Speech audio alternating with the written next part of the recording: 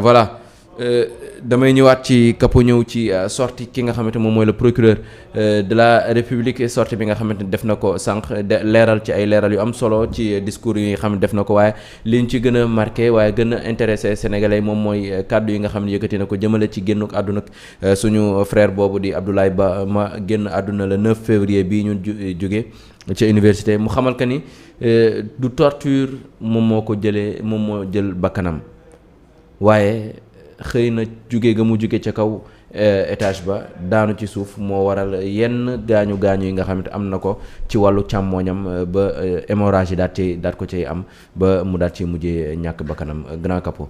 ci discours ak sortie le procureur de la République. c'est bon c'est comme ça Lamine.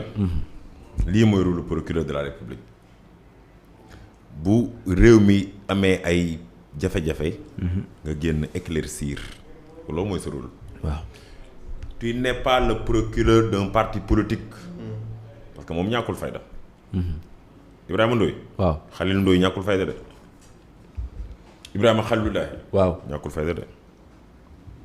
Ibrahima Khalilulahi fi la ko nguur Abdou Diouf fekk dem ba ko fi. nguur Abdoulaye fekk ko fi dem ba ko fi nguur Macky Sall fekk ko fi dem ba ko fi. ñàkkul ful la ñàkkul fayda. waaw nangu naa. wala da nga yaakaar ni Ibrahima Ndoye wii procureur wii la. déedéet wii de. procureur Ibrahima Ndoye Diomaye mënu koo sant lu mu def lu jaarul yoon. sama loolu. Sonko mënu koo sant lu mu def lu jaarul yoon. waaw ministre de la justice mënu koo sant lu mu def lu jaarul yoon. procureur Ibrahima Ndoye kenn du jël injonction di ko teg ci kawam naa ko defal li jàppal diw du ko def. parce que bu ko doon def ko ñee mosu koo def. waaw tey leeral na ni kaawu Fallou Sène dossier Fallou Sène boobu tey leeral na ni au mois de juin xaw ma ban mois la ñu war a àtte dossier bi deewu Fallou Sène ga étudiant ba woon. waaw dañ koy àtte de. ña ko defoon. waaw nañu xam ni procureur ba mu ci liggéey ba pare jamono jooju je pense moo nekkoon Saint-Louis. jël na ko jébbal ko procureur bu Dakar procureur bu Dakar jébbal na ki nga ko war a jébbal weer yi di ñëw dañuy àtte Fallou Sène mi nga xamante ne ñàkkoon na bakkanam ci université Gaston Berger du dëgg. waaw kon ñu jaalewaat sunu frère bi nga xamante ni ñàkk na bakkanam. waaw muy Abdoulaye Ba. léegi nag. waaw bu fekkee ni li gars yi doon wax procureur dafa jël li nga xamante ne moom mooy communiqué bu dafa jël nu ñu koy waxee jàppale ma. autopsie médecin yi sànni ko ca mbedd ma. procureur bu jëloon autopsie médecin yi sànni ko ca mbedd ma du ordonné pour ñu suul xale bi. procureur moo ordonné pour ñu suul xale bi. certificat d'inhumation bi procureur moo ko def. bu doon am na lu muy xel ñaar ci li médecin yi wax. waaw du ne nañ suul xale bi danaan nañ def contre autopsie. autopsie waat xale bi. waaw mais def ko te procureur leeral na ni xale bi sunu doom ji bi ñu koy autopsie am na benn membre de sa famille bu fekk autopsie bi. leeral na ko waaw. leeral na ni xale bi bi ñu ko autopsie li nga xamante ne nii moom la médecin yi wax ci autopsie bi moom ànd na ci en phase ci li ñu wax dëgg la li médecin yi wax dëgg la de. médecin yi da ngaa dégg benn yoon médecin ne xale bi ñu ko dóor. yan médecin ñoo ko def. médecin dañu wax loolu. médecin légiste. moom mooy def la ñuy wax autopsie. du médecin yëpp de. waaw. médecin légiste. moom mooy def li ñuy wax autopsie. moom ñoom du doon kenn sax ma leen doon ñaar wala ñett ak membre d'une famille une membre de la famille teew procureur de la république yebal ko teew moom it ñu def autopsie bi ba tirer seeni conclusion daane autopsie bi lii la génne xale bi bopp bi dafa am problème xale bi xol bi dafa am problème foie bi xale bi lii dafa am problème rein bi dafa am problème côté gauche bi moo am problème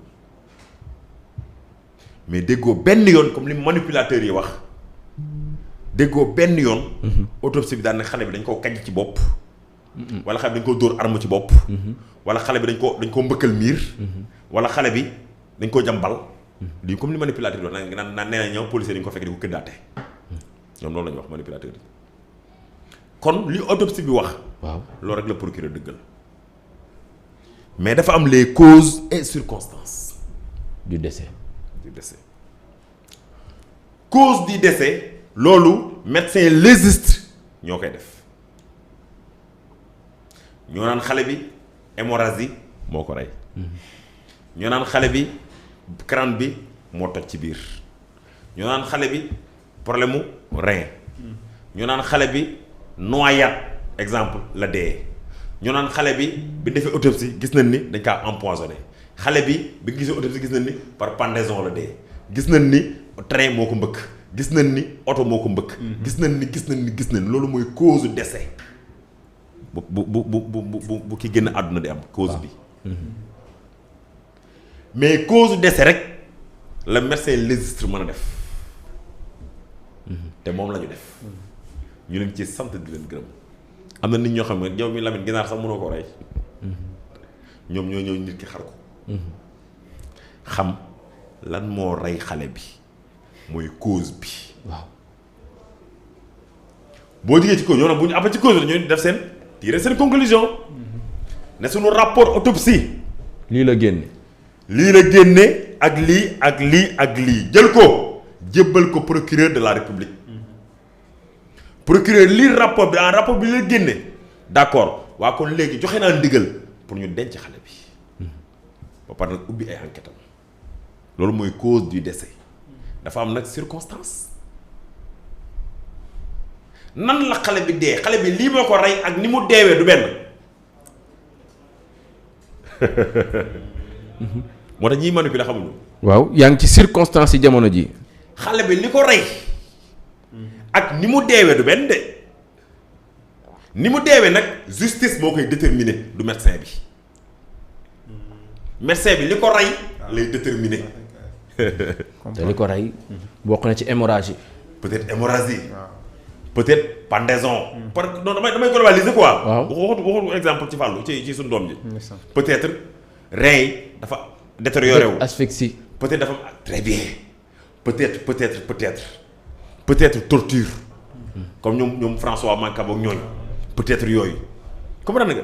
ñu ne lii mooy cause bi lii moo causé deewu xale bi oto moo ko mbëkk mu dee wala xale bi dafa dugg ci géej dee wala xale bi dafa pendre boppam dee wala xale bi wala grand bi lii moo ko rey loolu mooy cause bi loolu médecin légiste bi def autopsie moom moo koy déterminer te médecin légiste lu mu déterminer procureur da ci ànd parce que moom liggéeyam la du dëgg waaw. procureur communiqué bi mu njëkk a génn dane attention médecin légiste bu waxul benn yoon ne xale bi dañ ko kidnappé. déedéet waxul benn yoon ne xale bi dañoo toj boppam. dañ koo dóor ay marteau wala dañ ko assassiné. wala crime la waxul loolu parce que aussi loolu du prérogative bu médecin médecin bi. moom cause décès bi rek lay wax. mooy cause bi lii moo rey xale bi. mais prérogative nag kiy wax ni ñu reyee xale bi loolu justice la. moom mooy xool naka la ñu reyee. naka la ñu faatee loolu mooy circonstance bi. la ca am ba xale ba am hémorragie la ca am ba xale ba foie ba détérioré wu la ca am ba xale ba ree ba yàqu la ca am. ba faar ba damm. loolu justice moo koy déterminer mooy def ay enquête du dëgg.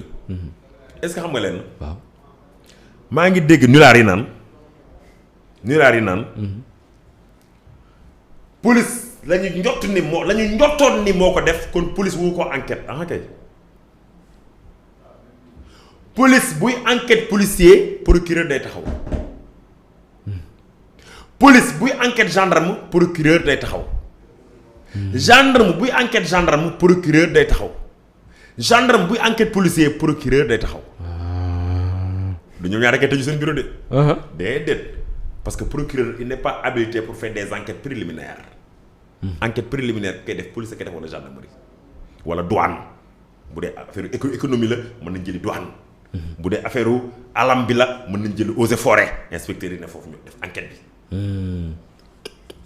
d'accord comprendre nga. waaw.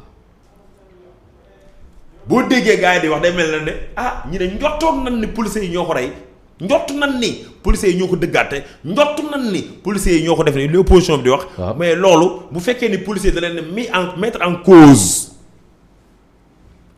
auditionné leen procureur day taxaw substitut procureur mooy taxaw substitut procureur mooy procureur adjoint ci ay adjoint kenn mooy ñëw toog nii policier bi ñuy entendre toog policier bi koy entendre toog mais ñoom ñaari policiers yi képp duñ toog seen bureau loolu lu jaral leeral la. waaw fépp ci cas yi fépp policier di auditionné beneen policier procureur a ngi toog. moo koy ordonné mu ngi toog di fekkee. kon manipulation boobu nañ ko.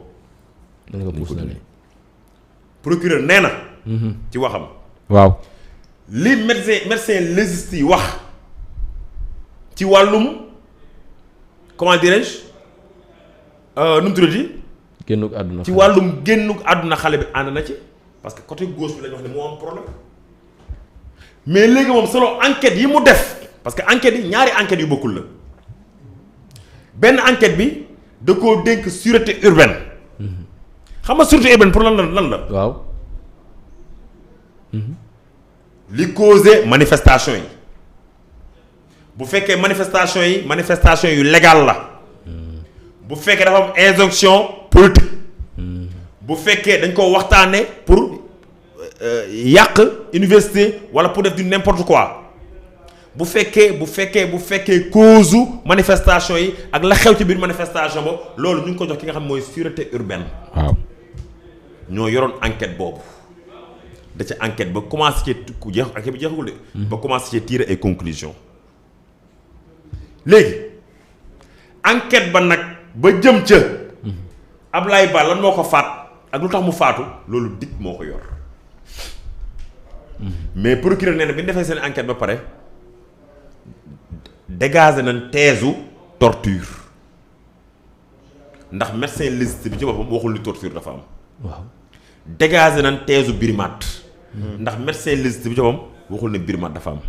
dégagé nañ selon enquête yi teesu assassinat wala crime dégagé nañ thèse yooyu. procureur nee na selon enquête yi ñu am ak li nga xam ne yor nañ ko ci ay preuve firnde. waaw mooy xale bi dafa tëbee 4e étage. nee na xale bi dafa tëbee 4e étage. te ñun nag wax dëgg na yàlla gisoon nañ benn vidéo boo xam ne ay xale yi nga tëb 4e étage. waaw loolu ñëpp gis nañ ko xanaa. waaw léegi nag. waaw la tax ñu tëb 4e étage. loolu nag la ñu war a xool.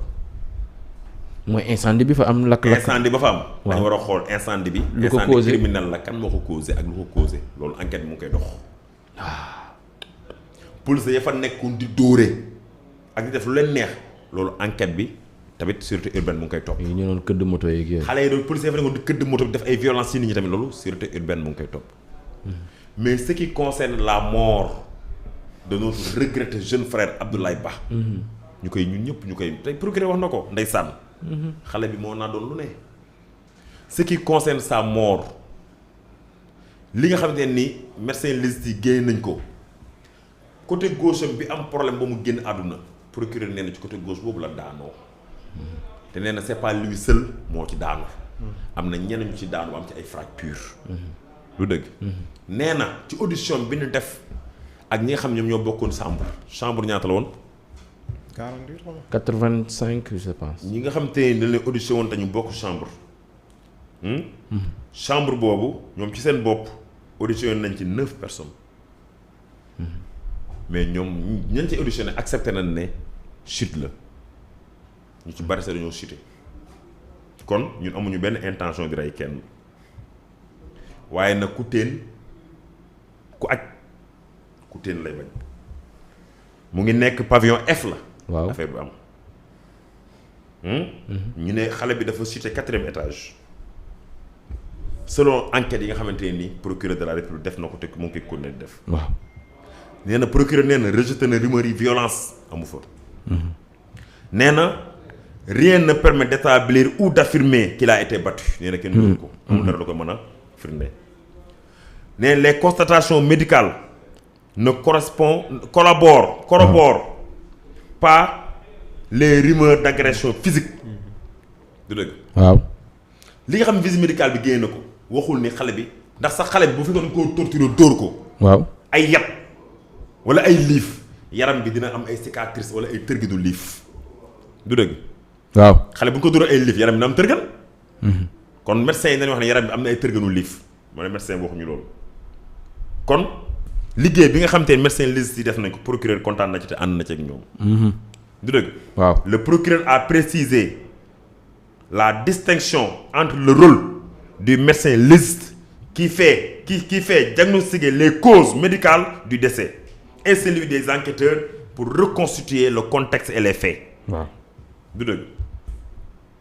waaw kon loolu ñu ngi koy regretter bu baax nag mais ci kaw regretter bi yëpp nag ma seer. nee na Mbodj boo lëgee booy université bu fa benn policier dugg de. ngir yàlla ak Serigne Touba dimbali leen ci policiers yi dugg foofu rek ñun ay dee ay mooru étudiant moom wax dëgg neex yàlla ñun moom xajatuñ ci quoi. tuuti doon trop fan yi moom ci réew mi moom. wax dëgg neex yàlla. léegi nag Abdou Nguer li procureur wax gëm ko wala gëmoo ko. ban Abdou. ba ne ca kaso ba. ah déggu la de. léegi procureur li mu wax gëm na ko wala gëmu ko. bàyyi ba mu génn. ah bàyyi ba mu génn. kon man de wax dëgg neex yàlla man mi xam Ibrahima Ndoye xam ne kenn mënu koo teg pression. ñu ngi regretter encore une fois la mort de notre frère.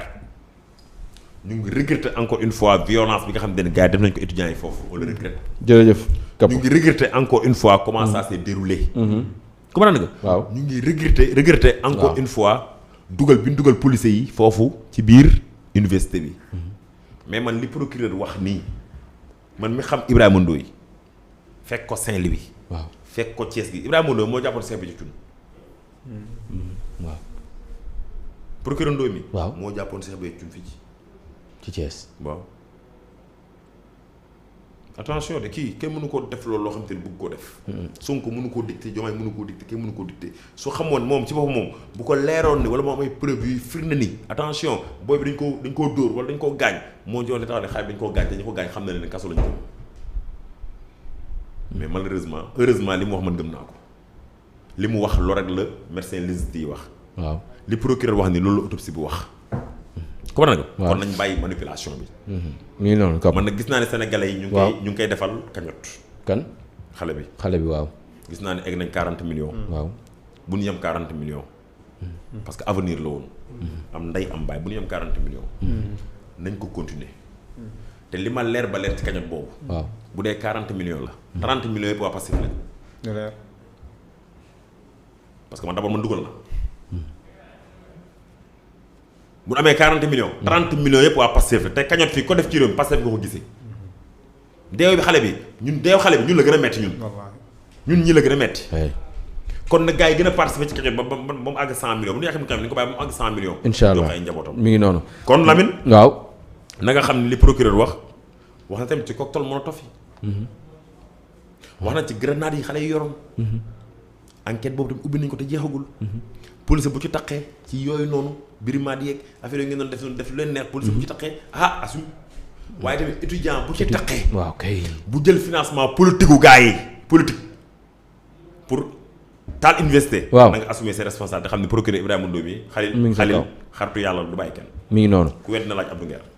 Ibrahima Khalilulaay Ndoye mi nga xamante moom mooy procureur de la république rek ni ki sànq à partir de 16h la génn rek daal di jàkkaarloog askanuk Sénégal yëkkati ay kàddu jëmale ko ca ñoom waaye jëmale ko ci génnuk àdduna ki nga xamante moom mooy Abdoulaye Ba di étudiant bi ñu faat fële ca université Cheikh Anta Diop mu daal di yëkkati ay kàddu rek xamal que ni li sénégalais yu bëri yaakaaroon wala li sénégalais yu bëri doon craindre mooy ay torture moom moo faat ki nga xamante moom mooy Abdoulaye Ba moomee procureur bi daal dinay génn leeral Massaer xam leen ni li ko génnee àdduna du nekkul torture